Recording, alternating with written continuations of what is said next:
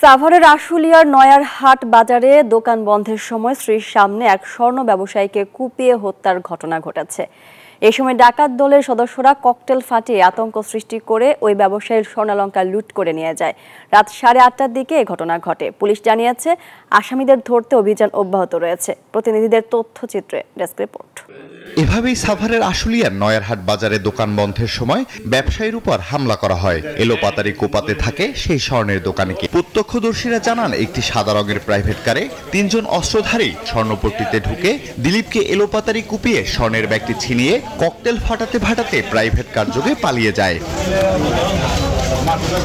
পরে এই ব্যবসায়ীকে সাভারের একটি বেসরকারি হাসপাতালে নেওয়া হলে চিকিৎসাধীন অবস্থায় মারা যান। চিকিৎসক জানান বুক, মুখ সহ শরীরের বিভিন্ন স্থানে মারাত্মক জখমের কারণে অতিরিক্ত রক্তক্ষরণে সে মারা যান।